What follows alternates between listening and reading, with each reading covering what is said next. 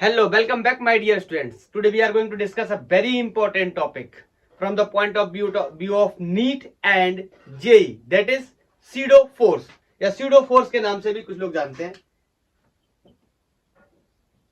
नाम में P silent होता है. ओके, pseudo force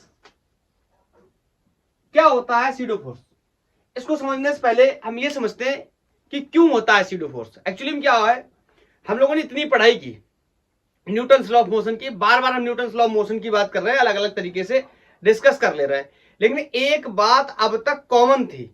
हम जब भी किसी ऑब्जेक्ट के बारे में कुछ बता रहे थे, डिस्कस कर रहे थे, तो हम हमेशा ग्राउंड पर रह करके बात करते थे. ग्राउंड पर रहने का क्या मतलब, ध्यान से सुनना मेरी बात. दो प्रकार के फ्रेम होते हैं, दो प्रकार के फ्रेम होते हैं. एक होता है इनर्शियल फ्रेम, इनर्शियल फ्रेम, और second one is non inertial frame.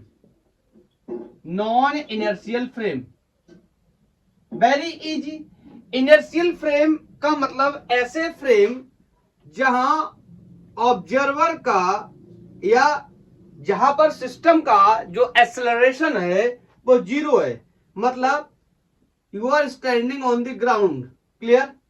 और नॉन इनर्शियल फ्रेम का मतलब ऐसा है जैसे ये कोई एक ऑब्जेक्ट है, लाइक ये कोई एक कार है, let's say, okay, and this car is moving with the acceleration a and you are inside the car, you are inside the car. अभी आप किसी भी चीज के बारे में डिस्कस करेंगे, then this is called a non inertial frame. और यहां पर जो फ्रेम का एक्सेलरेशन है वो जीरो नहीं है. यहां पर फ्रेम का एक्सेलरेशन जीरो है. आप कह सकते हो आप कहां पे हो, ग्राउंड पे हो, अर्थ पे हो. क्लियर. तो ऐसे प्रॉब्लम को डिस्कस करने के लिए न्यूटन का लॉ इस परिस्थिति में क्लियरली वैलिड होता है. इस सिचुएशन में न्यूटन लॉ में कुछ प्रॉब्लम्स आने लगती है. जैसे किसी नॉन इनर्शियल फ्रेम के अंदर बैठने पे, एग्जांपल के लिए मेरी बात समझना, जैसे इसी क्वेश्चन को मैं सॉल्व भी करूंगा. जैसे मेरे सामने इसी कार में एक पेंडुलम लटका हुआ है, ठीक है, एक बॉब है, कोई पेंडुलम लटका हुआ है, और जैसे आपको पता है ये गाड़ी आगे की तरफ चलेगी तो ये बॉब पीछे की तरफ जाएगा. सिमिलरली अगर मैं भी खड़ा हूं और ये फ्रिक्शन लेस सरफेस है तो मैं भी पीछे की तरफ जाऊंगा. मेरे से पूछा जाए कि आप दोनों का रिलेटिव मोशन क्या है, मैं बोलूंगा जीरो. अब आप ये नहीं बोल सकते मेरे से कि मैं रिलेटिव मोशन नहीं जानता, वी हैव ऑलरेडी डिस्कस्ड. अगर आपको देखना है तो आप यूट्यूब पे टाइप कर सकते हैं रिलेटिव वेलोसिटी इन बंडी बाय द गैंग और फिजिक्स, आपको वहां लेक्चर मिल जाएगा, आप देख सकते हैं. तो इन दोनों पे रिलेटिव वेलोसिटी कितनी है, जीरो. रिलेटिव एक्सेलरेशन कितना है, जीरो. इसका मतलब जितना फोर्स इस पे लग रहा है उतना ही फोर्स इस पे लग रहा है. तो ये ऑब्जर्वर इस पर लगने वाले फोर्सेस का डिस्कशन नहीं कर पाएगा. क्यों? क्योंकि ये भी नॉन इनर्शियल फ्रेम में है. तो कैसे टैकल करेंगे इस तरीके की प्रॉब्लम्स को? देखो एक्चुअली में क्या होगा ना, अब वैसे सच्चाई तो ये है कि मुझे पहले से ही पता है ये बात, मतलब आपको भी ये बात पहले से पता है कि इस पे भी फोर्स लग रहा है, इस पे भी फोर्स लग रहा है, क्योंकि हम और आप एक डिफरेंट ऑब्जर्वर है जो कि इसको बाहर से देख रहे हैं. तो इस पे जो फोर्स लग रहा है ना, जो फोर्स इस पे लग रहा है उसी फोर्स को हम ऑब्जेक्ट की अपोजिट डायरेक्शन में दे देंगे. समझ रहे हो ना, ऑब्जेक्ट के अपोजिट डायरेक्शन में दे देंगे वो वही force. And force always equal to M equal to force equal to M. Clear. तो इस तरीके से हम सॉल्व करेंगे. अभी हम लोग कुछ क्वेश्चंस की भी बात करने वाले. नॉन इनर्शियल फ्रेम में यहाँ पे बहुत आसान था, कोई भी गाड़ी चल रही है उसका एक्सेलरेशन क्या है, उस पर फोर्स कितना लग रहा है, किस चीजों की बात कर रहा है, तो इन सब चीजों को हम इजीली डिस्कस कर लेते थे. एक क्वेश्चन और भी पूछा जाता है कि हम खुद एक नॉन इनर्शियल फ्रेम में रहते हैं. नॉन इनर्शियल फ्रेम का मतलब हम अर्थ पे रहते हैं, और सबको पता है कि अर्थ क्या करता है, रोटेट करता है किसी एंगुलर वेलोसिटी से. लेकिन अर्थ का जो एंगुलर एक्सेलरेशन है वो इतना कम माना जाता है, काफी कम माना जाता है. तो हम अर्थ को भी ट्रीट कर लेते हैं कैसे, एक इनर्शियल फ्रेम की तरह. क्या है, उसके पास एक्सेलरेशन है लेकिन फिर भी उसका एक्सेलरेशन हम मानते हैं इतना कम है, इतना नेग्लेक्जिबल है. अपनी स्टडीज को सेव करने के लिए हम क्या मान लेते हैं कि अर्थ कैसा है, एक इनर्शियल सिस्टम है. क्लियर. मतलब अर्थ का एक्सेलरेशन क्या है, जीरो. Is this clear. तो मेरे से काफी सारे सवाल पूछे जाएंगे इस मैटर में, तो हम लोग इसको सवालों के माध्यम से ही डिस्कस करते हैं. हाँ, मैं एक बात आपसे और पूछना चाहता हूं, क्या स्यूडो फोर्स का कॉन्सेप्ट अगर मैं ना लगाऊं, अगर सूडो फोर्स का मैं कॉन्सेप्ट नहीं यूज करता हूं तो क्या मैं क्वेश्चन सॉल्व नहीं कर पाऊंगा? ऐसी कोई बात नहीं है। हमने आज तक जितने भी क्वेश्चन सॉल्व किए विदाउट सूडो फोर्स के सॉल्व किए। सूडो फोर्स कोई ऐसा नहीं है कि एक कोई रॉकेट साइंस है, इसके बिना हम आगे पढ़ाई नहीं कर सकते। बट जब हम नॉर्मल वे में क्वेश्चन को सॉल्व करते हैं, जो हमारी टेक्निक होती है, वहां पर अगर सूडो फोर्स लगने लगेगा तो कॉम्प्लेक्स हो जाएगा ज्यादा सॉल्व करना उस मेथड में। इससे थोड़ा सा इजी हो जाएगा। इसका कॉन्सेप्ट क्या है? जिस एक्सेलरेशन से या जो फ्रेम पर फोर्स लग रहा है वही फोर्स आप किसको दे दो? उस ऑब्जेक्ट को दे दो जिसपे हम लोग क्या डिस्कस करने वाले हैं? Pseudo force. क्लियर? तो हम कैसे करेंगे? तो इसके लिए मैं एक दो तीन अच्छे क्वेश्चंस ले लेता हूं और उन क्वेश्चंस के माध्यम से बात करते हैं। मैंने बोला एग्जांपल के लिए मैं समझता हूं, मैं आपको समझाने की कोशिश करता हूं। जैसे मान लो ये कोई एक, इस क्वेश्चन को हम लोग सॉल्व भी करेंगे। ये कोई एक इंक्लाइन प्लेन है। इंक्लाइन प्लेन पे ये कोई मास रखा है। ये मास कुछ एक्सेलरेशन से नीचे की तरफ फॉल कर रहा है, ध्यान से सुनना। लेकिन ये फ्रिक्शन लेस सरफेस पे रखा है। क्वेश्चन ऐसी डिमांड करेगा तो कहेगा कि जब ये नीचे की तरफ स्लाइड करता है तो इसको एक बैकवर्ड फोर्स देता है, ये भी पीछे की तरफ क्या करने लगता है? मूव करने लगता है और इस पे एक फोर्स लगने लगता है। अब ध्यान से सुनना, ये फोर्स तो इस बेंच पे लग रहा है, लेकिन हमें बताना होगा कि ये कितने एक्सेलरेशन से फॉल कर रहा है। तो ये वाला जो फोर्स है ना, जो बेंच पे लग रहा है, इसी फोर्स को हम इस पर लगा देंगे ऑब्जेक्ट पर और उसकी अपोजिट डायरेक्शन में। तो इसी को हम लोग क्या बोलेंगे? Pseudo force. क्लियर? क्लियर? इसी को हम क्या बोलेंगे? Pseudo force. जो बेंच पे लग रहा है अगर हम इस पे लगा देंगे तो बाकी इसका कंपोनेंट बना लेंगे, एफबीडी कर लेंगे, सब कुछ कर लेंगे, तो हमारे लिए कैलकुलेशंस बहुत आसान हो जाएंगी। कैसे? अभी डिस्कस करेंगे। आप थोड़ा सा देखते रहो, बस 5-10 मिनट बने रहो लेक्चर में। क्लियर है? जैसे अभी इसकी बात मैंने करी कि ये कोई एक कार है, मूविंग कार है, इसके अंदर एक पेंडुलम टंगा हुआ है। मेरे से पूछा जाएगा कि ये एंगल कितना है। ये क्वेश्चन मैं पहले से भी डिस्कस कर चुका हूं, आप जाके देख सकते हो लेक्चर, प्रीवियस लेक्चर में आप जाके देख सकते हो कि जहां पर मैंने मोशन ऑफ कनेक्टेड बॉडीज के बारे में बात की, वहां पे मैंने इसका एक्सेलरेशन निकाला है कि इस बॉब का कितना एक्सेलरेशन होगा या इस कार का कितना एक्सेलरेशन होगा। आज मैं ये एंगल भी निकालूंगा, लेकिन with the help of pseudo force निकालूंगा। आपको पता है ये गाड़ी आगे की तरफ चल रही होगी, ए से आगे की तरफ, ए एक्सेलरेशन से चल रही होगी। तो मैं क्या करूंगा? इस बॉब को, पेंडुलम को क्या दे दूंगा? आगे की तरफ ए से चल रही होगी तो इस पर बोलो F इक्वल टू ma, कोई फोर्स लग रहा होगा, यही फोर्स मैं क्या कर दूंगा? इस पेंडुलम को दे दूंगा इन दी अपोजिट डायरेक्शन। इसी को मैं क्या बोल दूंगा? सूडो फोर्स बोल दूंगा। बोलो, बिल्कुल मेरे कैलकुलेशन आसान हो जाएंगे। तो मतलब क्या करना है? जो सिस्टम का एक्सेलरेशन है या सिस्टम पर लगने वाला जो फोर्स है, मुझे उस ऑब्जेक्ट को दे देना है इन दी अपोजिट डायरेक्शन। मुझे उस ऑब्जेक्ट को दे देना है इन दी अपोजिट डायरेक्शन और मेरे क्वेश्चंस क्या होंगे? सॉल्व हो जाएंगे। Is this clear?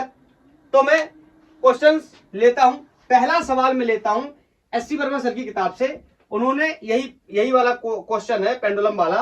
पेंडुलम है कोई जो कि एक कार की रूफ से या सीलिंग से क्या कर रहा है? हैंग कर रहा है, और हमें शायद उसके एंगल के बारे में डिस्कस करना है। और आप प्रीवियस लेक्चर जाके देखेंगे तो एंगल की वैल्यू मैंने निकाली हुई है पहले से। इसी केस में tan theta equal to a/g, यहां पर भी देखेंगे तो कुछ ऐसी ही आने वाली है। तो इससे ये प्रूफ होता है कि हम बिना सूडो फोर्स के कॉन्सेप्ट के भी क्वेश्चंस को सॉल्व कर सकते हैं। क्लियर? तो मैं क्वेश्चन को नोट करता हूं। ये क्वेश्चन है प्रोफेसर एससी वर्मा सर की किताब का सवाल है, ये उनकी बुक से लिया गया है। बोल रहा है कि एक पेंडुलम है कोई हैंग कर रहा है किसी रूफ से या सीलिंग से, किसकी? एक कार की। बना लेते पहले इसका थोड़ा डायग्राम बना लेते, फोटो बना लेते, तो कंपोनेंट वगैरह करने के लिए जगह लगी ना, थोड़ा सा स्पेस देके बनाते हैं। मेरे से बोल रहा है, क्वेश्चन को पढ़ेंगे। बोल रहा है a pendulum is hanging from the ceiling of a car having an acceleration a0। कौन? ये कोई एक कार है जिसके पास a0 एक्सेलरेशन है। क्लियर है? With respect to the ground, car का acceleration with respect to ground is a0। पहिए लगा दूं, बिना पहियों के कैसे चलेगी? क्लियर? अब बोल रहा है find the angle made by the string with vertical. मेरे को स्ट्रिंग का एंगल बताना है जो कि वर्टिकल से बनाया है। तो मैं मान लेता हूं कि ये कोई पोजीशन रही होगी पेंडुलम की, लेकिन वर्टिकल से एंगल बनाना है। तो मैंने इसको क्या कर दिया, इस तरीके से कुछ शिफ्ट कर दिया, कुछ एंगल बोल दिया, अल्फा बीटा थीटा जो लेना है वो ले लो, कोई फर्क नहीं पड़ता। बोलो क्लियर। अब मेरी बात को ध्यान से सुनना, हम इसका क्या बनाएंगे, एफबीडी। और एफबीडी बनाते वक्त आपको पता है किसी भी ऑब्जेक्ट पे लगने वाले सारे फोर्सेस का हम डिस्कशन करते हैं और ऑब्जेक्ट को पॉइंट मास की तरह ट्रीट कर लेते हैं। अब इतना कॉन्सेप्ट तो हमें पता ही है, हम ये सब नहीं करेंगे, इसी पे बना लेंगे। अब मेरी बात को ध्यान से सुनना।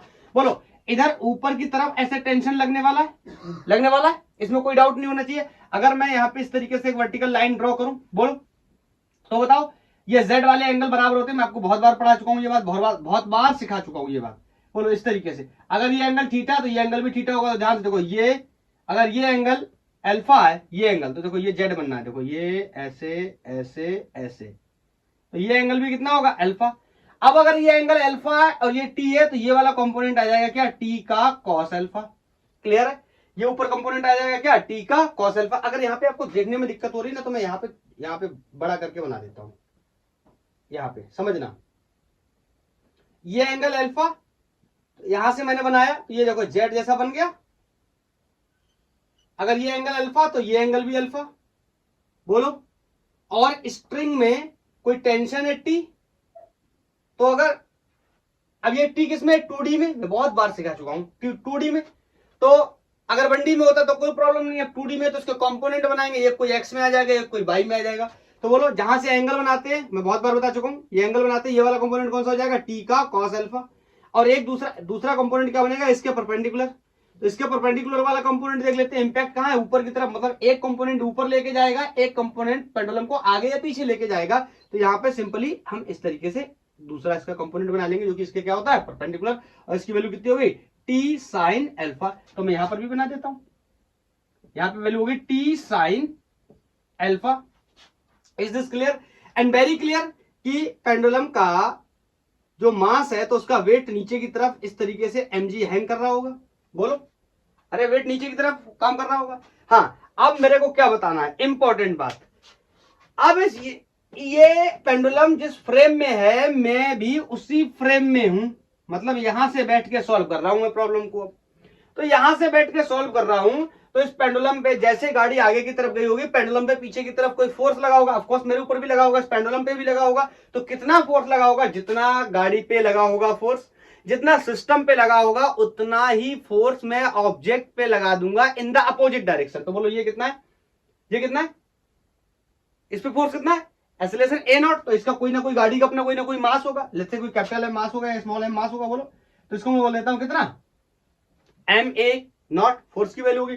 तो इतना ही फोर्स मैं यहां दे दूंगा इसको, कहां, अपोजिट डायरेक्शन में। बताओ ये फोर्स कहां है, राइट साइड। तो मैंने इसको कहा, इस ऑब्जेक्ट को मैंने फोर्स कहां दे दिया, लेफ्ट साइड। तो यहां पर भी बना देता हूं, दोनों जगह आपको क्लियरली विजन हो जाए।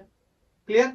अब मुझे यहां पे दिखाई दे रहा है बहुत ही आसानी के साथ कि मैं क्या कर सकता हूं, इनके कॉम्पोनेंट बना सकता हूं, सॉरी इनके इक्विलिब्रियम बना सकता हूं, कौन किसको बैलेंस कर रहा है ये बना सकता हूं।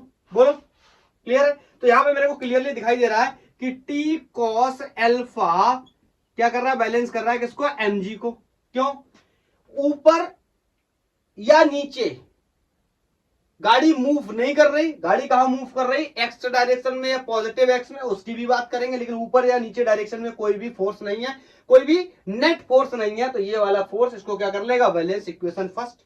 अब सुनना दूसरी इक्वेशन, मैं यहां पे ये लिखने जा रहा हूं कि टी साइन एल्फा बैलेंस कर लेगा एम ए नॉट को। मेरी बात को ध्यान से सुनना।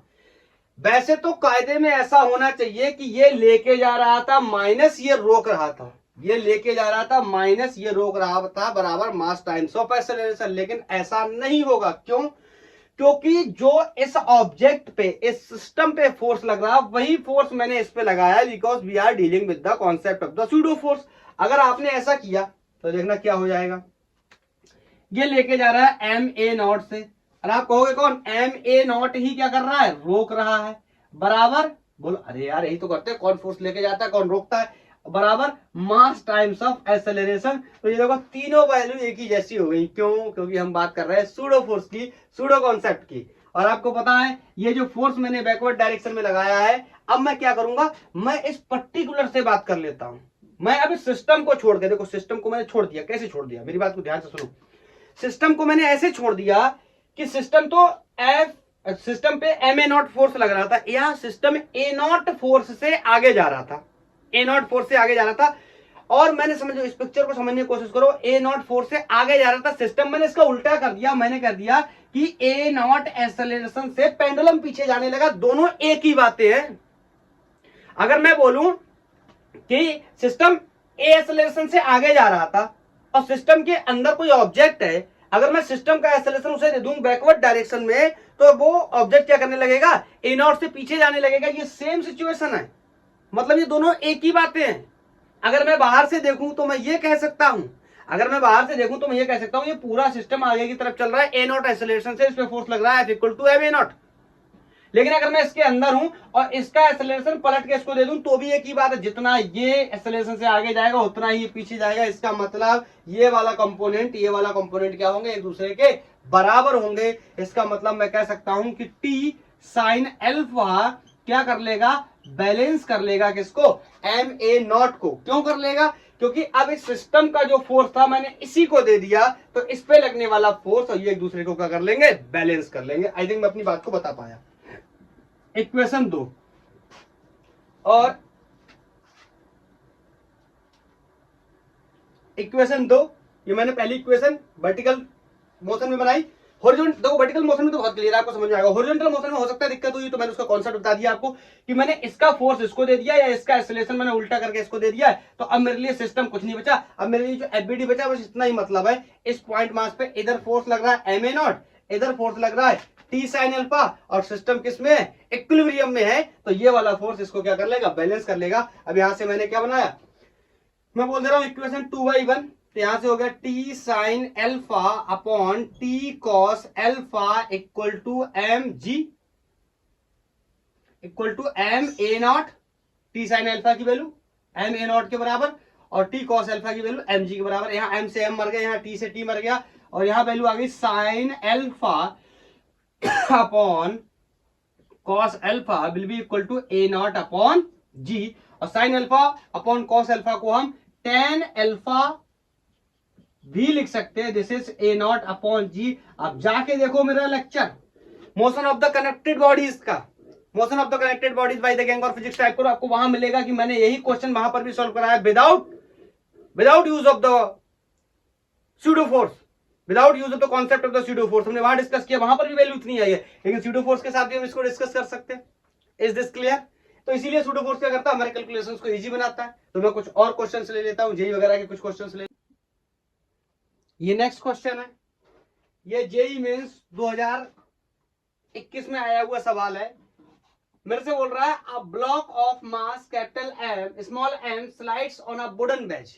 एक स्मॉल एम का ब्लॉक है जो वुडन बेंच पे स्लाइड कर रहा है, which turns the slide backwards. क्या करने लगा, मैंने इसीलिए मार्क करके रखा है इस वर्ड को, बैकवर्ड स्लाइड करने लगा। कौन, wooden bench on the horizontal surface, horizontal surface पे बैकवर्ड करने लगा। And the acceleration of block with respect to the bench is, कितना एक्सेलरेशन होगा ब्लॉक का विद रिस्पेक्ट टू बेंच। तो पहले तो मैं यहाँ पे एक डायग्राम बना लेता हूं, इसका थोड़ा सा बड़ा करके बनाता हूं, यहाँ पे कंपोनेंट वगैरह करने पड़ेंगे ना, तो ज्यादा ड्राइंग हो जाएगी। तो ये इस तरीके से मेरे पास एक ब्लॉक है, इसका मास स्मॉल एम है, लिख नहीं रहा हूं, ठीक है। ये बेंच, इसका मास कैपिटल एम है, और मेरे से बोल रहा है कि ये जो ब्लॉक है ये आगे की तरफ स्लाइड करता है। तो मान लेता हूं कोई एक्सेलरेशन ए से स्लाइड करता है, तो क्या होता है कि ये जो बेंच है चूंकि फ्रिक्शनलेस सरफेस पे रखा हुआ, तो ये बैकवर्ड स्लाइड करता है पीछे की तरफ। इसका मतलब इसको मान लेता हूं कोई a0 एक्सेलरेशन से पीछे स्लाइड करता है। तो बोलो, और कह रहा है एक्सेलरेशन ऑफ ब्लॉक बताइए विद रिस्पेक्ट टू बेंच। तो बिना सूडो के कॉन्सेप्ट के भी हम कर सकते हैं। कैसे, एक्सेलरेशन ऑफ ब्लॉक का निकाले with respect to ground, acceleration निकाले बेंच का with respect to ground, relative acceleration लिखते हैं जैसे लिखते हैं, आंसर आ जाएगा। लेकिन काफी लेंथी होगा, हम सूडो फोर्स पढ़ रहे हैं तो उसके कॉन्सेप्ट से यूज करके निकालेंगे। तो बोलो, यहां पर पहले सबसे पहले मास से शुरू करते हैं, और ये एंगल क्वेश्चन में गिवन है दैट इज 30 डिग्री। तो यहां पर सबसे पहले स्टार्ट करते हैं, बोलो इसका वेट इस तरीके से mg नीचे की तरफ, किसी को कोई डाउट नहीं होना चाहिए। कुछ बेसिक क्वेश्चन आपसे पूछने जा रहा हूं कि इस पे एक्सेलरेट, बोलो ये एंगल 30, तो ये एंगल भी कितना हो जाएगा 30। जिनको नहीं समझ आ रहा है ये एंगल 30 होगा वो ऐसे समझ सकते हैं, ये एंगल 30 तो ये एंगल कितना है 90, तो ये एंगल कितना होगा 60, और ये कितना है पूरा 90, तो ये 60, तो ये कितना हो गया 30। अरे यार समझ आ गया होगा ना। देखो ये 30, ये कितना हो गया 90 परपेंडिकुलर, अब ज्यादा लिखूंगा नहीं, 90 30, तो ये कितना हो गया 60। ट्रायंगल के एंगल्स का समेशन 180 होता है। तो अगर ये 60 हो गया इतना, और ये वाली सरफेस और ये वाली सरफेस एक दूसरे के क्या परपेंडिकुलर, जिसमें ये 60, तो ये कितना हो गया 30। क्लियर है। अब इसके बनाऊंगा क्या कंपोनेंट, किसके, वेट के। तो यहां तो आ गया mg का cos 30, बोलो। और ये ब्लॉक कुछ इस तरीके से नीचे की तरफ क्या कर रहा है, मूव कर रहा है। क्लियर। और इसका बताओ दूसरा कंपोनेंट कहां आएगा। एक कंपोनेंट तो नीचे घसीट रहा है, इंपैक्ट देखते हैं। एक कंपोनेंट क्या कर रहा है, नीचे की तरफ स्लाइड करवा रहा है, तो इसका मतलब दूसरा कंपोनेंट यहां कहीं आ जाएगा mg sin 30, mg sin 30। किसी को कोई डाउट नहीं होना चाहिए, बोलो। अब मैंने आपको बताया सूडो फोर्स का कॉन्सेप्ट कैसे यूज करेंगे। ये ए नॉट एक्सेलरेशन से चल रहा है, तो बोलो इसका मास कोई m होगा, इतना ही एक्सेलरेशन इसको दे दे अपोजिट डायरेक्शन में, इतना ही फोर्स इस ब्लॉक पे लगा दे, तो कितना लगेगा, small m into A not, capital M मत लगा देना, इसका मास के बराबर मत कर देना कहीं। क्लियर है। तो अब एंगल देखने की कोशिश करते हैं, बोलो एंगल देखने की कोशिश करते हैं फिर से, क्योंकि ये जो सूडो फोर्स लग रहा है ma नॉट, ये किसमें है 2D में। आप कहोगे सर ये तो मेरे को हॉरिजॉन्टली एक्स में दिखाई दे रहा है, 2D में कैसे। बिल्कुल आपकी बात सही है, लेकिन ये प्लेन 2D है ना, ये इंक्लाइन प्लेन है, तो इस पे अगर ऐसे लग रहा है, इसका मतलब ये 2D में, अगर बंडी में लगना होता तो इस तरीके से लगता। Is this clear, is this clear. Okay sir, very very clear sir, very very clear. तो बताओ एंगल्स वगैरह को हम कैसे देखेंगे। मैं आपसे एक सवाल पूछता हूं, बोलो ये एंगल 30, तो क्या अगर मैं लिख दूं ये एंगल भी 30, तो किसी को कोई डाउट, बोलो बोलो बोलो बोलो, क्या किसी को कोई डाउट। नहीं नहीं नहीं, ये नहीं,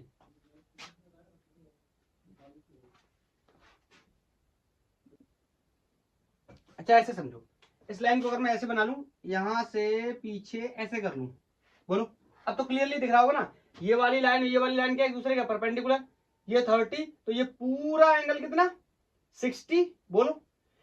ये वाली लाइन और ये वाली लाइन एक दूसरे के परपेंडिकुलर, इसमें ये एंगल कितना है 30, तो ये पूरा एंगल 60 हो गया। अब ध्यान से देखना, ये वाली और ये वाली लाइन एक दूसरे के परपेंडिकुलर, इसमें ये एंगल कितना है 60, तो ये कितना बचा 30।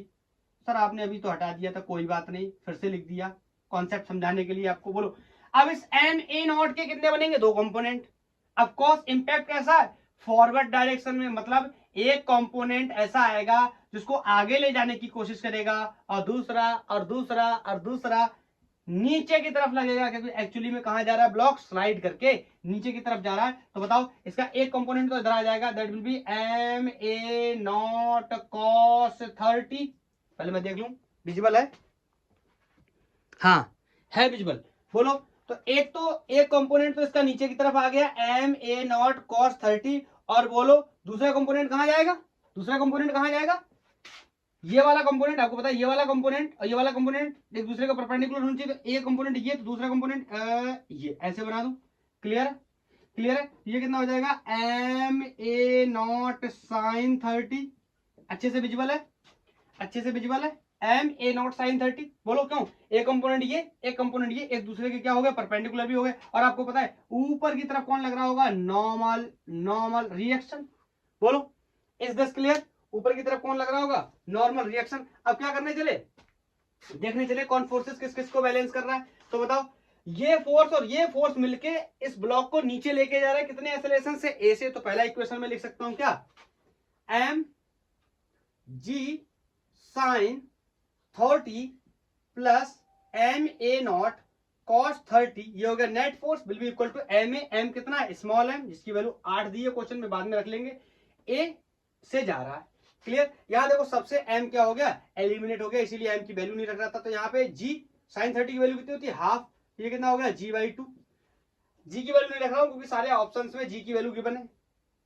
a नॉट cos 30 की वैल्यू कितनी होती है, √3/2 इक्वल टू a। अब आगे ये सॉल्व नहीं होगा, पूछो क्यों। a मुझे बताना है, a नॉट मुझे पता नहीं, तो एक इक्वेशन में तीन चीजें, दो पता नहीं, तो आगे सॉल्व नहीं होगा। चलो पहले वर्टिकल देख लेते हैं, बताओ। तो मैं यहां पे बोल सकता हूं एन ने किस किस को बैलेंस किया है, M A not sine 30 plus M G cos 30, ये दोनों फोर्सेस कहां है, नीचे की तरफ। और ये नॉर्मल रिएक्शन का है ऊपर की तरफ, तो नॉर्मल रिएक्शन किस किस के बराबर हो जाएगा, M A not sine 30 plus M G cos 30। Is this clear? अब इनकी वैल्यूज को डाल देते हैं, फिर देखते हैं आगे क्या होगा, बोलो। और यहाँ पे एम, ये सब स्मॉल एम है, ए नॉट साइन 30 की वैल्यू हाफ होती, सबको पता है, बाई 2 लिख लिया मैंने, प्लस एम जी कॉस 30 की वैल्यू कितनी होती है, √3/2। बोलो। अब ये भी आगे सॉल्व नहीं होगा, पूछो क्यों? अरे भैया ए नॉट पता नहीं है, नॉर्मल रिएक्शन पता नहीं है, गए थे ए नॉट की वैल्यू निकालने, यहां रखने के लिए ए नॉट निकालने गए, नॉर्मल रिएक्शन फंस गया। अब क्या करेंगे, अब यहां पर हम बैज से स्पेशली बात करेंगे। मैं चाहता तो सबसे पहले बैच का एफबीडी बनाता, लेकिन मैंने नहीं बनाया बैच का एफबीडी, क्योंकि आपको समझ नहीं आता कि मैं बैच का एफबीडी क्यों बना रहा हूं। अब लेकिन आपको समझ आएगा कि मैं बैच का एफबीडी क्यों बना रहा हूं, क्योंकि मुझे नॉर्मल रिएक्शन की वैल्यू बतानी है, जो कि बैच से मैं बहुत ही आसानी से बता सकता हूं। तो इस क्वेश्चन को यहाँ पे थोड़ा सा साफ करके, एम की वैल्यू आपने नोटेड है, मुझे पता है स्मॉल एम 8 kg का और कैपिटल एम 16 kg का है, तो मैंने यहाँ पे वेज का एफबीडी बनाने की कोशिश की। तो देखते हैं, बोलो। वेज पे इस डायरेक्शन में फोर्स लग रहा है, that is capital M into A not, that is also pseudo force on this object. आपको पता सूडो फोर्स क्या करते हैं, उल्टी डायरेक्शन में लगा देते। अरे अब ये तो नहीं था आपने सर, अभी बताया नहीं था। बिल्कुल, मैं बार बार यही तो बता रहा हूं ना, ये जो फोर्स लग रहा था इसका अपोजिट डायरेक्शन में फोर्स एम ए नॉट दे देते। बोलो, अपोजिट डायरेक्शन में सूडो फोर्स यही तो कहलाता था, तभी तो मैंने कर दिया, इस ऑब्जेक्ट पे लगने वाले फोर्सेस को मैंने उल्टा करके इस पे लगा दिया। अब इसकी बात कर रहा हूं, तो बोलो यहां पर इस तरीके से लग रहा है कोई क्या, नॉर्मल रिएक्शन। बोलो, एंगल्स वगैरह की बात करूंगा, बोलो ये एंगल कितना है, 30 डिग्री। ये वेट का कंपोनेंट था, याद आया? ज्यादा है तो नहीं बना रहा हूं, मतलब की बात समझने की कोशिश करते। ये कितना था, ये कितना था, ये कितना था 60, ये कितना था 30। बोलो, अब नॉर्मल रिएक्शन को समझने की कोशिश करेंगे। तो नॉर्मल रिएक्शन क्या है, 2D में है, नॉर्मल रिएक्शन भी तो 2D में है।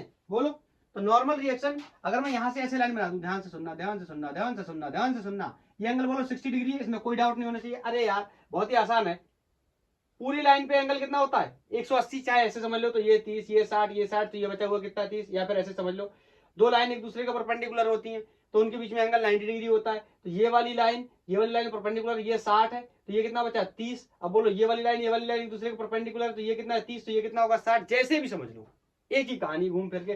तो बताओ इस नॉर्मल रिएक्शन के दो कंपोनेंट आ जाएगा, एक इधर कौन, एन का cos 60, बोलो दूसरा कंपोनेंट बन जाएगा, मुझे उसकी जरूरत नहीं इसलिए मैं नहीं बना रहा। इसका मतलब मैं कह सकता हूं क्या, एन cos 60 ही किसके बराबर होगा, एम ए नॉट के बराबर होगा।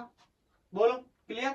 अगर कोई रोकने वाला होता, फ्रिक्शन लग जाता, तो कहते इतना लेके जा रहा है, ये रोक रहा है बराबर है, वे नहीं है रोकने वाला, तो दैट्स ओके। बोलो, तो यहां से एन की वैल्यू कितनी हो गई, एम कैपिटल है ए नॉट अपॉन कॉस 60, सबको पता है कॉस 60 की वैल्यू कितनी होती है, हाफ, इसको पलट के हाफ यहाँ पे रखूंगा, हाफ यहाँ पे रखूंगा तो पलट के ऊपर आ जाएगा 2, तो बोलो कितना हो गया 2 m a नॉट। और भी सॉल्व कर लेता हूं, कैपिटल एम की वैल्यू मुझे पता है, क्वेश्चन ने 16 kg दी हुई है, यहां से ए नॉट कितना हो गया 32, नॉर्मल रिएक्शन की वैल्यू आ गई 32 ए नॉट। बोलो बोलो बोलो, अब यहां रखूंगा, यहां से ए नॉट मिल जाएगा। पहले विजिबिलिटी चेक कर लेता हूं एक बार, विजिबल ओके। तो बोलो, बोल दे रहा हूं क्या, यहां रख दे रहा हूं पुट इन टू, बोलो यहां रखने चला। अब देखो थोड़ा सा कैलकुलेशन में कॉपरेट करना है, या एन की जगह मैंने कितना रख दिया 32 ए नॉट। आप दोबारा से सॉल्व कर रहे हो, मैं इसी में कर रहा हूं, मेरे पास बोर्ड है, इस वजह से मेरे को मजा आ रहा है, फायदा मिल गया, दोबारा से लिखना नहीं पड़ेगा। बोलो, अब ये वाली वैल्यूज की नीचे वाली को मैं साफ कर देता हूं, आप फिर से करते रहोगे, ठीक है। अब बोलो ए नॉट की वैल्यू मैं यहां से निकाल सकता हूं, ये 32 ए नॉट है, एम ए नॉट है, इसको इधर लाऊंगा, यहां वैल्यू रख सकता हूं कितनी 8, स्मॉल एम की वैल्यू रख सकता हूं, और यहां से मैं ए नॉट की वैल्यू को कैलकुलेट करूंगा। क्या मैं आपको करके दिखाऊं या मैं डायरेक्ट लिख दूं तो आपको कोई प्रॉब्लम नहीं होगी? बोलो बोलो बोलो बोलो, क्या मैं डायरेक्ट लिख दूं तो आपको कोई प्रॉब्लम नहीं होगी? बोलो, डायरेक्ट लिख दूं तो कोई प्रॉब्लम नहीं होनी चाहिए।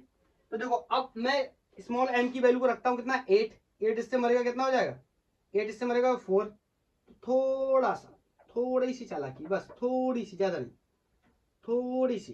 देखो अब ये हो गया 32 ए नॉट, ये हो गया 4 ए नॉट, 32 ए नॉट में से 4 ए नॉट गए, 28 a naught, 28 a naught is equal to ये कितना है 8, इससे मरेगा कितना हो जाएगा 4g√3। यहां से ए नॉट की वैल्यू निकालूंगा, इसको काटूंगा, 4 से कट जाएगा 28, 4 सत्ते 28, 4 अट्ठे 32, 4 4 4 8 8 12 4 16 4 5 20 4 3 24, 4 7 4 3 24, 4 सत्ते 28। बोलो ये इससे कट जाएगा, 28 को डिवाइड लगाएंगे 4 से, बोलो कितनी बार जाने वाला है। जल्दी, ये सवाल आप क्या मेरे से पूछ रहे हैं, ऐसे सवाल आप मेरे से क्यों पूछ रहे हैं। एक सेकंड रुकना, कहीं क्या कोई मिस्टेक हुई है। एक second, n equal to m a not sin 30 minus plus m g cos 30। एक सेकंड, इसमें कंपोनेंट बनाने में एक छोटी सी मिस्टेक ये हो गई है, बहुत ही माइनर सी मिस्टेक है। ये एम ए नॉट के जब मैंने कंपोनेंट बनाए तो एक तो इधर आ गया एम ए नॉट कॉस 30, इसका दूसरा इसके ऊपर आएगा, ये मैंने यहाँ बाई मिस्टेक यहाँ पे ये नीचे लिख दिया ना, ये यही थोड़ी सी मिस्टेक हो गई। बोलो इसका इंपैक्ट देखो आगे की तरफ लेके जा रहा है, तो यहाँ पे दूसरा कंपोनेंट आ जाएगा कितना एम ए नॉट साइन 30। तो मतलब कुछ खास नहीं, यहाँ पर जो जब हम लिखने जाएंगे तो ये बोलो N plus M A not sine 30, N plus M A not sine 30 बराबर एम जी कॉस 30 को बैलेंस करेगा, तो ये इधर जाएगा तो बस ये माइनस का हो जाएगा। इतनी सी प्रॉब्लम है इसमें, बस मतलब ये इधर जाएगा तो ये माइनस का हो जाएगा। अब मैंने इधर पीछे लिखा होता तो बीच में माइनस लिख देता, यहाँ पे लिखा हुआ समझ रहे हो ना। इसका मैंने कंपोनेंट बनाया, एक ये और एक ऊपर, ठीक, वेरी सॉरी मेरी गलती थी। ओके अब तो क्लियर है ना। तो यहाँ पे ये तो फिर कटने का नाम नहीं लेगा ऐसे, बोलो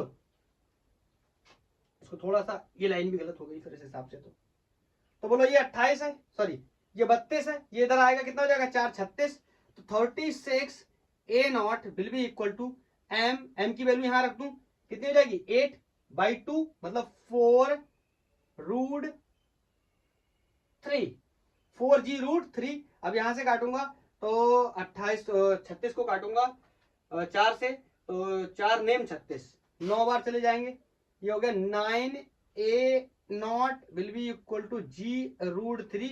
इसको डिवीजन में लगा के ले जाके लगा दूंगा, तो ए नॉट विल बी g√3/9। ये हो गई किसकी वैल्यू ए नॉट की, क्या कर दूंगा पुट इन 1, अरे भैया यही तो जरूरत थी ना, पुट इन 1। क्लियर, तो आप दोबारा से नोट करो इसको। क्लियर, अब मैं एक में रखने चला तो यहां से इस लाइन को हटा रहा हूं, इस लाइन को भी मैं हटा दूंगा, मेरे लिए अब जरूरत नहीं क्योंकि मैंने ए नॉट की वैल्यू को सॉल्व कर लिया। g/2 प्लस, बोलो ए नॉट की वैल्यू कितनी है g/9√3, ये तो ए नॉट की वैल्यू हो गई। फिर यहाँ पे √3/2 पहले से है उसको लिख लेंगे, अब इन दोनों को सॉल्व करेंगे हमारा आंसर मिल जाएगा। बोलो क्लियर है ना। अरे इजी लगेगा, बस आपको कंपोनेंट बनाने आने चाहिए, कंपोनेंट मैंने बहुत सिखाए हुए हैं। तो यहाँ पे देखो कोई किसी से मर रहा है कि नहीं मर रहा, नहीं मर रहा। ये हो गया g/2 प्लस, देखो 3√3 कितना हो गया 3 और 9 9 18, तो बताओ 3/18 इंटू जी बराबर ए। किसी को कोई दिक्कत तो नहीं, √3 विल बी 3 और 9 9 18 मैंने ऐसे कर लिया इंटू जी। अब ये 3 से कट जाएगा, 3 छक्के 18 होते हैं, तो ये कितना आ जाएगा 1/6 इक्वल टू ए। 6 और 2 का एलसीएम लेना है, बोलो 6 और 2 का एलसीएम लेके जोड़ देंगे। अरे यार अब ये भी नहीं कर पाओगे क्या, चलो सर इतना किया है थोड़ा सा और ही कर दो। ओके कर रहा हूं, तो बोलो एलसीएम लेंगे कितना हो जाएगा 6, बोलो 6 और 2 का एलसीएम, अरे नहीं लेना आता, ऐसे कर लेते हैं, ऐसे 2 तिहाई 6, 2 एकम 2 नहीं कटेगा तो 3 एकम 3, 3 दुनाई 6। सर ये क्या कर रहे हैं, मजा आ रहा है। तो बोलो ये 2 3, तो यहाँ कितना आ जाएगा 3g प्लस यहाँ कितना है 6 ऑलरेडी मौजूद है, तो यहाँ कितना आ जाएगा g। बोलो तो कितना हो गया 4g/6 a equal to 4g/6 मतलब 2/3 2/3g है कहीं दिया हुआ 2/3g। ये ऑप्शन 4 क्या हो गया करेक्ट हो गया। तो देखा आपने किस तरीके से सूडो फोर्स का कॉन्सेप्ट लगा करके हमने इस क्वेश्चन को सॉल्व किया। सर मुझे तो ये कहीं से कहीं तक भी आसान होता हुआ नहीं दिख रहा है, कुछ खास आसान होता हुआ नहीं दिखा। बिल्कुल आसान है, थोड़ी सी प्रैक्टिस कर लो, कंपोनेंट को आप बेहतर तरीके से, ये जो मैंने रेजोल्यूशन बनाया ना इनको तोड़ा है सारे डायरेक्शंस में, किस डायरेक्शन में कौन सा कंपोनेंट आ रहा है, बस आप इसको बेहतर तरीके से बनाना सीख लो एक बार। अगर इस पे आपकी पकड़ हो गई, आप कहोगे सर ये मैं कैसे सीखूंगा, तो पहला आप वेक्टर का कॉन्सेप्ट का यूज कर सकते हो। आप जाके मेरे वेक्टर चेक कर सकते हो, वेक्टर में जाके पढ़ाई कर सकते हो, कंपोनेंट हम थोड़ा कैसे बनाते हैं बेसिक आइडिया वहां पे आपको फिर एक आइडिया मिल जाएगा। उसके बाद जब मैंने फोर्स कॉन्सेप्ट की सीरीज स्टार्ट की है, तो जहां से भी मैंने आई थिंक मोमेंटम कंजर्वेशन के बाद जहां से हम लोगों ने motion of the connected bodies और फ्री बॉडी डायग्राम जहां से बनाना शुरू किया, वहां से आप जाके देखना शुरू करोगे तो आपको सारी चीजें धीरे धीरे सब क्लियर हो जाएगा।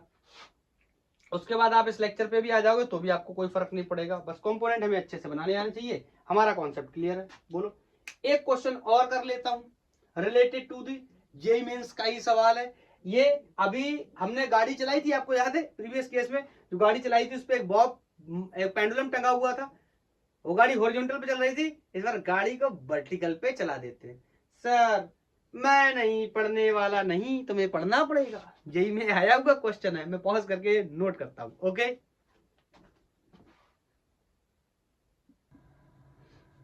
ये नेक्स्ट क्वेश्चन है, ये क्वेश्चन जेईई मेंस 2021 में आया हुआ है, ये जेईई मेंस 2021 में आया, मेरे से बोल रहा है कि एक कार है moving on the inclined at 30 degree, plane inclined at 30 degree to the horizontal with an acceleration of 10 metre per second square parallel to the plane upwards, मतलब इंक्लाइंड के पैरेलल चल रहा है ऊपर की तरफ। A bob is suspended by the string from the roof, of course एक pendulum लटका हुआ है, बॉब लटका हुआ है। The angle in degrees with the string makes with vertical, कितना एंगल बनाता है वर्टिकल के साथ? सर मेरे को पता है, सर मेरे को पता है, मेरे को पता है sir, tan theta equal to a/g, very easy sir. tan 30 मेरे को पता है, ओ tan थीटा पूछा गया, ओके सर tan अल्फा, या tan थीटा नहीं तो tan अल्फा ले लेता हूँ, tan अल्फा। बोलो सर अभी अभी मैंने देखा कि a कितना है 10, ग्रेविटी की वैल्यू भी कितनी दे रखी सर 10, अरे मेरे को मजा आ गया सर। Sir tan alpha equal to 1 alpha sir 45 आ गया 45, और ये सर मेरा सवाल गलत हो गया सर, कैसे गलत हो गया?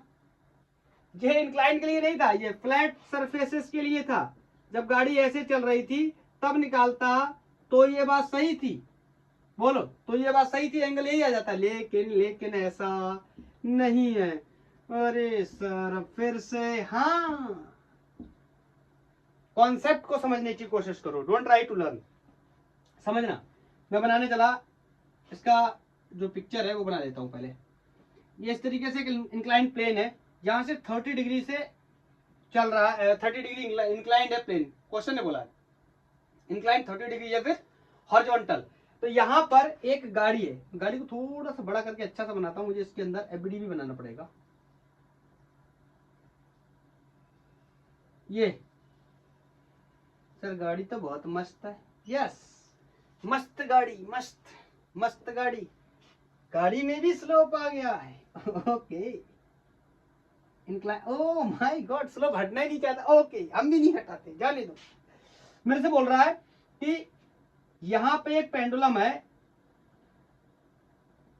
इसकी इनिशियल पोजीशन मान लो ये कोई रही होगी, बोलो जैसे ही ये गाड़ी ए एक्सेलरेशन से, क्वेश्चन में गिवन है 10 मीटर पर सेकंड स्क्वायर से ये पैरेलल ट्रैक पे चल रही है गाड़ी, यहां से कोई एंगल बना रहा है अल्फा, इसी की वैल्यू हमें बताना है डिग्रीज में। तो बोलो यहां से मैं आपको बार बार बताता हूं, इस तरीके से अगर मैं बनाऊं तो बोलो ये एंगल अल्फा तो ये एंगल भी अल्फा, जेड वाले कोण क्या होते हैं बराबर, इसमें टेंशन टी लग रहा होगा, वेरी सिंपल। तो यहाँ पे पहला कंपोनेंट बना लेता हूँ टी का कॉस थीटा ऊपर की तरफ, बोलो इस टेंशन का दूसरा कंपोनेंट इस डायरेक्शन में आ जाएगा टी का साइन अल्फा, थीटा नहीं अल्फा लिया तो अल्फा ही लेंगे, साइन अल्फा, बोलो। और अब मेरे को यूज करना पड़ेगा क्या सूडो फोर्स का कॉन्सेप्ट, बताओ क्यों? अरे भाई ये आगे की तरफ चल रही है, ये सिस्टम आगे की तरफ चल रहा है ए एक्सेलरेशन से, तो ये जो पेंडुलम है इसका बॉब पीछे की तरफ भागा होगा कितने एक्सेलरेशन से, ए एक्सेलरेशन से, या इस पे कितना फोर्स लगा होगा, mass of the pendulum into acceleration of the system. बोलो, अरे बोलो बोलो बोलो। तो मैं इसको यहाँ पे क्या बोलता हूँ, एम ए नॉट, याद आया, M A not, A not की वैल्यू मुझे पता है, इसको मैं ए नॉट बोल दूं क्या, ए नॉट लिखता हूँ अच्छा लगता है, ए नॉट बोल दूं, बोलो कोई दिक्कत। बाकी इस पे ये इतना सूडो फोर्स लगा होगा, इसको एफ डैश लिख दे रहा हूं, या एफ सूडो भी लिख सकता हूं, इतना मैंने सूडो फोर्स लगा दिया। क्लियर। अब मेरे को क्या करना पड़ेगा, देखो ध्यान से सुनना, इस सूडो फोर्स के भी मुझे क्या करना पड़ेगा, कंपोनेंट। देखो ये सूडो फोर्स क्या वनडी में नहीं, वनडी में नहीं, आपको सर ये तो फ्लैट लग रहा है, बिल्कुल लग रहा है, लेकिन ये इंक्लाइंड प्लेन पे है, तो जो वनडी में होता है फ्लैट वो इंक्लाइंड में 2D में आ जाता है। बोलो, तो मैं अब क्वेश्चंस में इतनी बात आपको क्लियर हो गई होगी कि मैं एंगल वगैरह ले लूंगा तो आपको शायद कोई प्रॉब्लम अब नहीं होनी चाहिए। बोलो, इस तरीके से मैंने अगर लाइन ड्रॉ कर ली तो बोलो ये एंगल कितना होगा 30 डिग्री, तो इसका एक कंपोनेंट इधर आ जाएगा एम ए नॉट कॉस 30। बोलो दूसरा इसका परपेंडिकुलर यहां कहीं एम ए नॉट साइन 30, और इसका वेट तो ऐसे ही लग ही रहा होगा नीचे की तरफ। बोलो बोलो बोलो बोलो भैया, देखो बहुत बड़ा गेम है किसका, कंपोनेंट्स का। अगर आपको कंपोनेंट्स बनाने नहीं आते हैं तो प्रॉब्लम हो सकती है। अब क्या करते हैं भाई, अपना बैलेंसिंग शुरू कर देते हैं। बोलो बोलो बोलो, मैं कह सकता हूं क्या, ये एम ए नॉट कॉस 30, इस वाले ने इस टेंशन को बैलेंस कर लिया होगा। सर ये तो मूव कर रहा है, बिल्कुल कर रहा है, लेकिन हम क्या मान के चल रहे हैं, जितना एक्सेलरेशन ये आगे लेके जा रहा है उतना ही पेंडुलम पीछे लेके जा रहा है। इसका मतलब ये किसमें हो गए, इक्विलिब्रियम में हो गए। तो पहला, यहां से अगर मुझे टेंशन की जरूरत पड़ती है तो मैं लिख सकता हूं M A not cos 30 upon sine alpha. दोनों एंगल एक ही मत कर देना, ये 30 डिग्री वाला एंगल है, ये अल्फा एंगल वर्टिकल से, इसी की वैल्यू हमको क्या करनी है, फाइंड आउट करनी है। दूसरा बोलो, दूसरा ओरिएंटर बना लिया, बोलो वर्टिकल का बनाए, वर्टिकल का बनाए, बहुत ही आसान है मेरे लिए। नीचे की तरफ कौन कौन फोर्स है, एम जी, और कौन है एम ए नॉट साइन 30, और ऊपर की तरफ टी कॉस अल्फा, मतलब टी कॉस अल्फा अकेले मिलकर इसको प्लस इसको क्या कर रहा है, बैलेंस कर रहा है।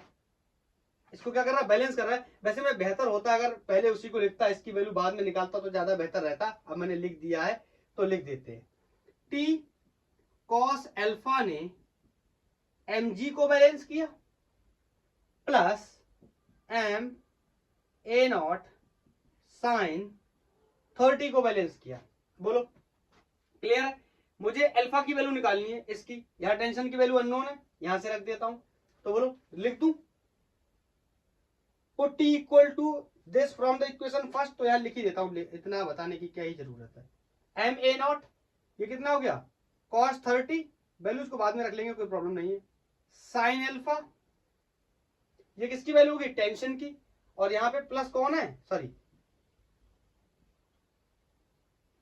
मल्टीप्लाई में कौन है, कॉस अल्फा। बोलो will be equal to M G plus M A not sine 30। अब सारी वैल्यूज को क्या करेंगे, रख देंगे, और यहां से ए नॉट की वैल्यू आ जाएगी।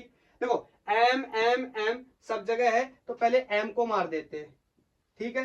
यहां cos 30 की वैल्यू हमें पहले से पता है, ये देखो cos alpha upon sine alpha, ये क्या हो जाएगा cot अल्फा।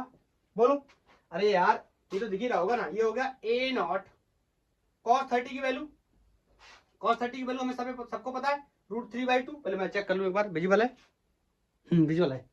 ये हो गया cos 30 की वैल्यू, ये हो गया cos alpha upon sine alpha, तो ये हो गया cot alpha.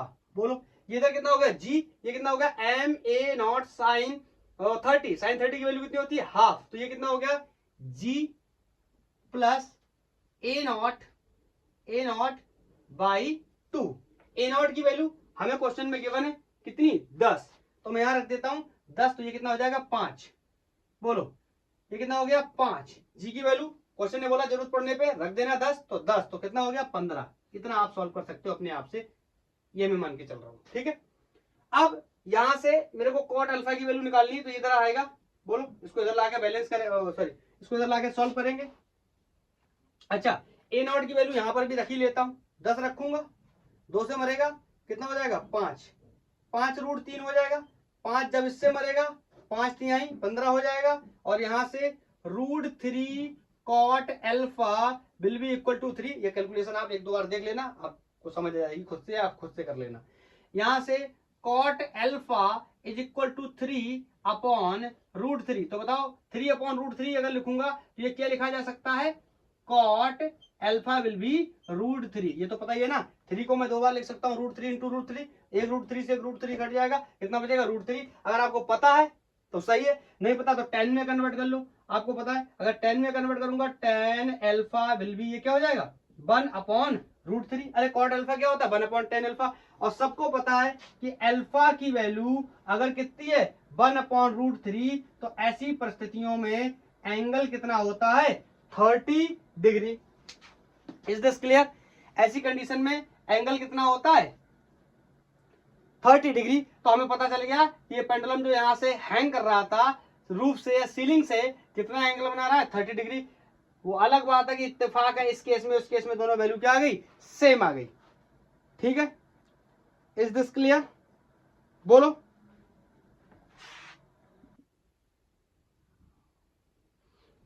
I think clear हो गया होगा। इस लेक्चर को यहीं पर समाप्त करते हैं।